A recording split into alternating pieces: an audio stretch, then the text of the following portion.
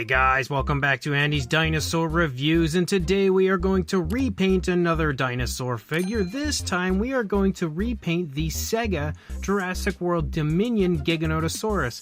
I had reviewed this on the channel quite a ways back, and I was honestly really impressed with how nice the sculpt is. I think it's probably one of the best versions of the Jurassic World Dominion Giganotosaurus that is out on the market currently. The only problem with it though is the fact that the paint isn't really that great, and of course that's to be expected considering it is a mass-produced figure like this. It's not meant to be amazing when it comes to the paint apps. But what's cool about this is we basically already have a large portion of the coloration down, so we won't need to do a paint job on it completely from start to finish, as we're basically going to just continue on from the point we are at currently. And I think that'll make it a little bit easier, a little bit quicker to get this paint job done. And I'm actually really quite excited to get this painted because I haven't really painted the Giganotosaurus from Dominion too many times. I only did it once before with the Marco Makes Minisaurs version, so I'm definitely excited for the challenge of trying to make this one look good.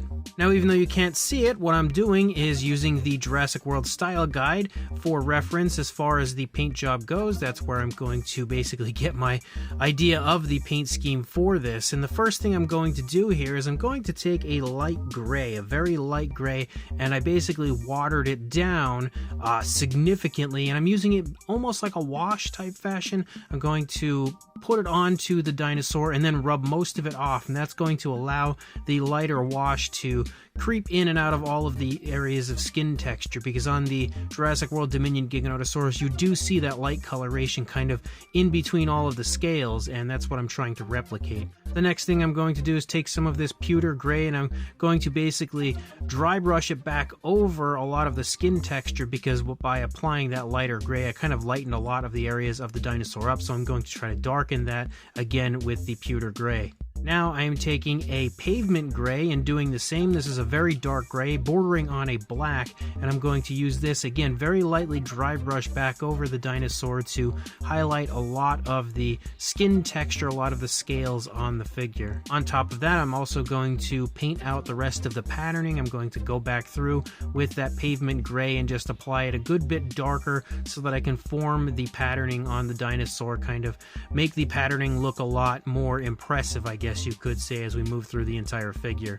I'm also going to use a few different variations of color here and basically just, very lightly paint different areas of the figure. I'm going to apply some greens and some browns, two different variations of browns and a very dark, almost military type green, just to basically give some slight variation of color to the figure, and I think that'll help to make it look a little bit more realistic. Now I've only got a few minor things to do, like the inside of the mouth, the teeth, and the eyes and stuff, and then the nails. I'm going to gloss coat whatever needs to be gloss coated, and then I'm also going to apply the dull coat to the entire body. Of course, the dull coat comes first, then the gloss coat. I said that backwards. And then we will have this dinosaur done and ready to go, so let me do that and we'll check out the final product. So just a fresh reminder, here's what the figure looked like originally, because this is the other one I have. The one that I painted I actually got recently on Mercari. Someone was selling one for really cheap, so I figured why not grab it and give it a repaint. But that's what it looked like originally, and now my finished version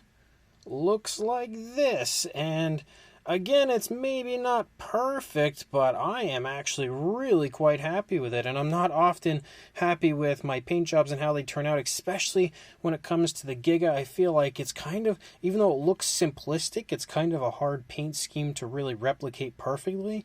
And again, I think overall it's easily the best Giganotosaurus that I've painted so far when it comes to that Jurassic World Dominion style. Of course, a lot of that would probably have to do with how darn good this sculpt is from Sega. Like, they absolutely knocked this out of the park when it comes to screen accuracy. I think the only thing that they didn't quite capture perfectly was that little slit on the gum. I feel like it should be a little bit bigger than what they have on here, but there's also a lot of areas on the Giga that are actually like injured, like certain areas running along the back that are injured on the version in Dominion, which you don't actually see on this version from Sega. So, I guess we can look past that not being perfect. Maybe this is the Giganotosaurus at an earlier date before it was quite as beat up as it ended up being. But again, the sculpt on this is absolutely incredible. It is definitely one of the nicest versions of the Giganotosaurus that is out anywhere, if you ask me. And again, like I said, definitely psyched with the finished product. I personally am really happy with it, but of course I'm really intrigued to hear your thoughts